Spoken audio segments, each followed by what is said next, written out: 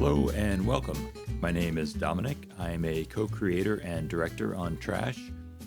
I was also responsible for the animation and editing on the project.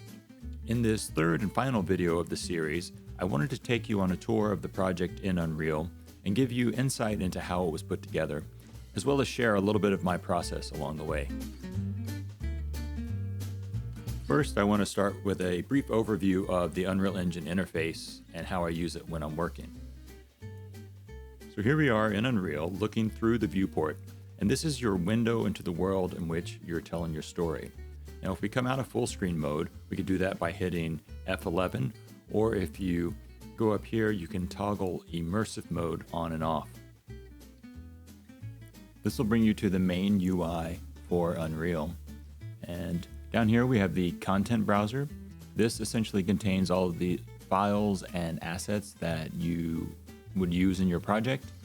Over here we have the outliner, which represents anything that is actually currently being used. So this floor asset here shows up.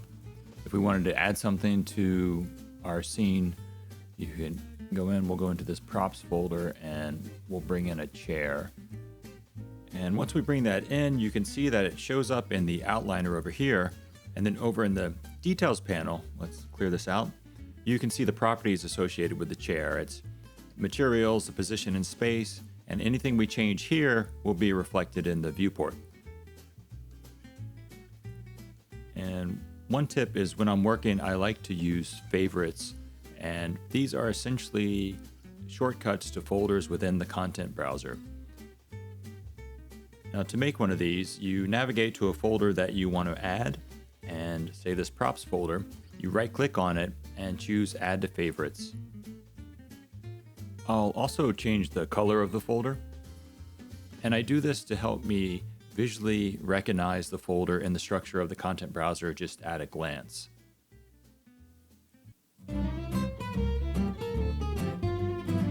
Levels are the world that you see through the viewport. It's the map, the set, or the stage where your story takes place. And right now we have a very basic level loaded, and you can see all of the assets for it in the outliner on the right. But if we wanted to load the level for Trash, we can go into the Maps folder, and we have our basic level here that we see. But if we open this P-Trash main, this is going to open all of the assets and props that make up the set for Trash. So if we double click and open this up, we actually don't need to save this. You'll see that the set loads and the outliner is populated with all of the assets used to create the set. So we can look around here, but actually if we back out and pull outside the set, we can see it doesn't really look like much. But similar to a movie, it really only needs to look good with what you see through the camera.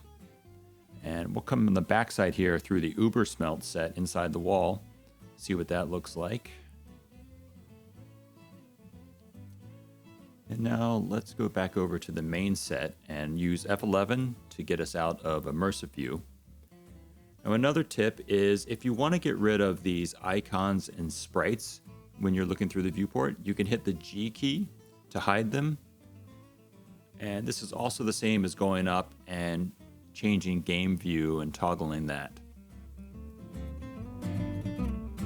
So next, I want to talk about the window in Unreal where I spend most of my time, and that is the sequencer window. Now, currently it is empty because we don't have any level sequences loaded, but if we go over to the content browser and into the cinematics folder, you'll see all of the level sequences available in the project. If we open this Trash stage play, you can see all of the assets loaded into the level sequence like cameras and characters.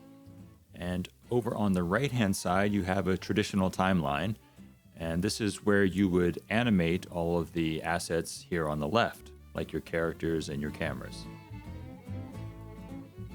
When I'm working in Sequencer, I like to switch the viewport type to a cinematic viewport. This will give you some playback controls and display a little bit more information about the sequence. And if you're looking through a particular camera, it'll display the lens and aperture information as well. And in full screen mode, you can use the playback controls to scrub through your level sequence. The animation for Trash was done in one long take, and this is because originally it was meant to be a sort of theater in the round experience, kind of a holographic stage play. And this would allow the viewer to walk around and view it from multiple angles and discover little Easter eggs. Like, for instance, you can see that Frizzo has named his trash can Clarice and scratched it into the bottom there. The characters and Ubersmelt environment were all rigged and animated in Maya, and this was well before the control rig and character rigging capabilities were introduced in Unreal. I used a combination of off-the-shelf auto rigging tools and built some custom rigs myself, along with this sort of UI to control the characters. And these animations were ultimately exported as FBX files, and then they were imported into Unreal as animation sequences. And here you can see the animation sequence for Frizzo. And if we right click on it, we can locate it and open it up. And you'll see the skeletal mesh being driven by the animation. And if we actually turn on the bones here, you can see what they look like. So this is all the information that would come out of Maya, the mesh and the bones themselves. And the same thing for the trash and the trash can. And also the Ubersmelt doors opening up there. I was able to do some of the animation in Unreal. For instance, the opening title was done all in Engine. And I really enjoy working this way because you get to see the animation in context in sort of its final form, and I think that helps with sort of creativity and iteration. So here, it's very much just like animating in any other 3D package where you have your object in a curve editor and you can adjust until your heart's content. I also animated the picture frame, and of course all of the cameras were done in Engine.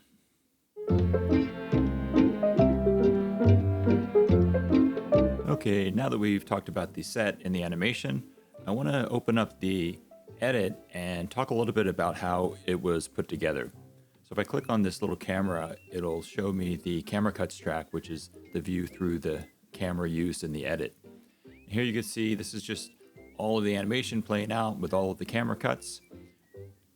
And if I go back here and click into this first opening shot with the quote, this was actually added at the very end of making the project. So it's in its own sort of little level sequence.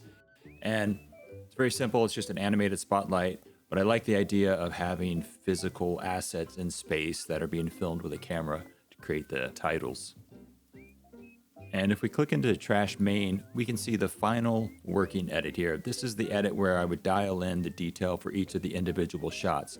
Now, each of these clips here on the timeline is an individual level sequence. In fact, if you look in the shots folder, all of these shots are just level sequences that are used to make up the final edit that we see here. But it didn't start out this way. The first thing I did was to create a series of level sequences that would act as camera coverage of the stage play. Now the goal was to create a wide variety of shot types that I could use as footage in my rough assembly edit. This is an example of one of the shots that I used to cover the action. And now I want to talk about the process I used to create one of these. So I start out by making a blank level sequence and giving it a name. In this case, we're going to do a medium close-up shot. And then I'll go in and add a subsequence track and use the stage play.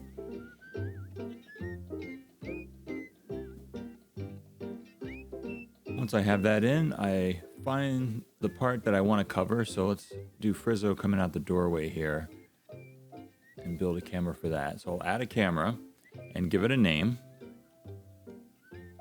I usually name it something that tells me what kind of shot it is. I'll adjust the lens and aperture information for the camera.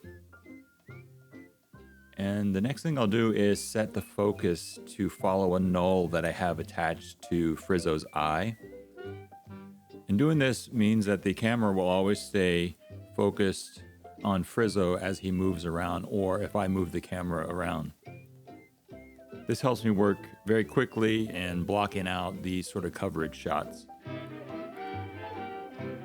And right now I'm viewing through the camera and manipulating the frame that way. I tend to usually work with auto key turned on. In this example, I don't have it turned on. So I just find the framing I like and hit the S key, which will add keyframes down there on the timeline. I tend to bounce back and forth between full screen immersive mode and back to the UI as I'm working. Another way that I like to work in the viewport is selecting the camera and pinning the preview of the camera. That way I can animate the camera and see its relation to the subject that I'm shooting. It also helps me keep the camera grounded in the real world, so I'm not doing any kind of movements that are just really erratic or unrealistic.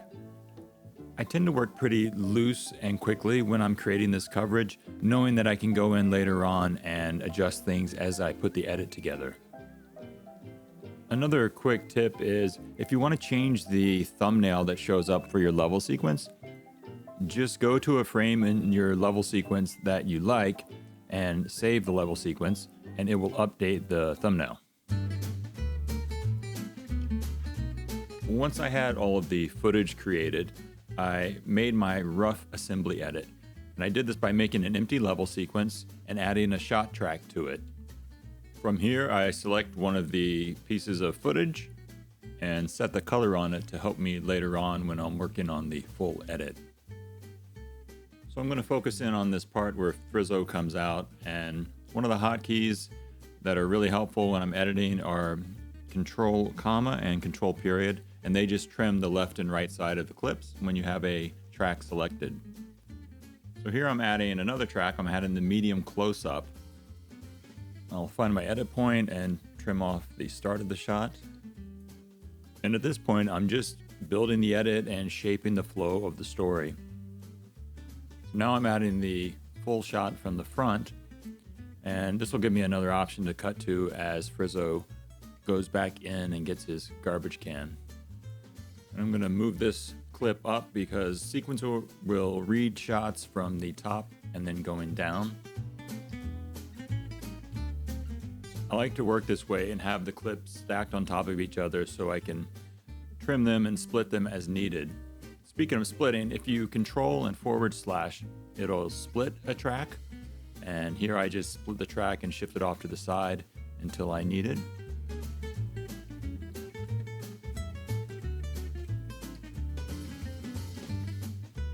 So now I'm going to split this bottom track again and start to clean up the edit just a little bit. And when I'm working like this, I tend to work fast and loose as I'm just trying to mold and shape the edit into its first initial version. One of the shortcuts that helps me work quickly is being able to roll the start point of a particular clip. And I do this by holding the mouse over the start of the clip and holding shift and left mouse button and dragging back and forth. This comes in really handy when you're trying to do things like cutting on the action and dialing in those little details. And I repeat this process until I have a complete version of my rough assembly. And from there, I move on to my working edit. So in order to make the working edit, I'll show you in this quick example, I just duplicate my original assembly edit.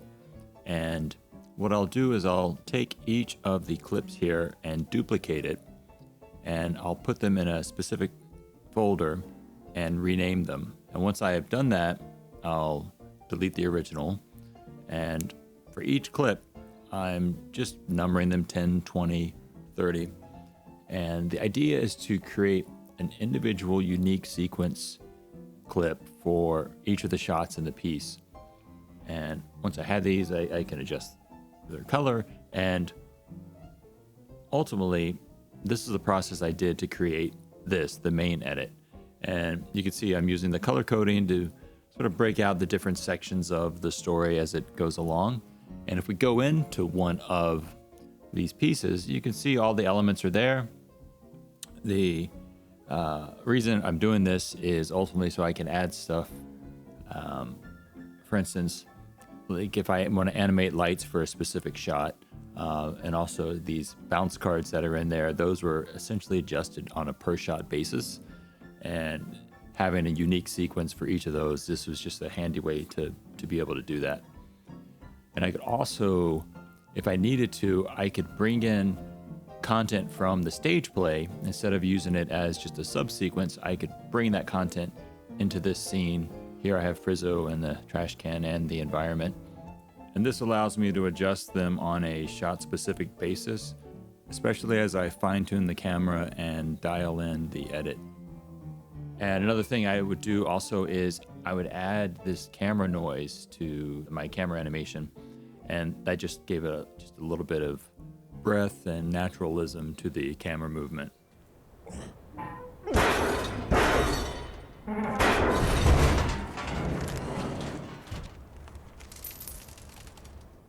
For the audio, I took the original stems that Jason had created for the holographic experience and brought them into Davinci Resolve, where I did a little bit more sound design and reworked the final mix to fit with the current edit. Then I exported those as stems and brought them into Unreal, where I added them as audio tracks to my working edit level sequence.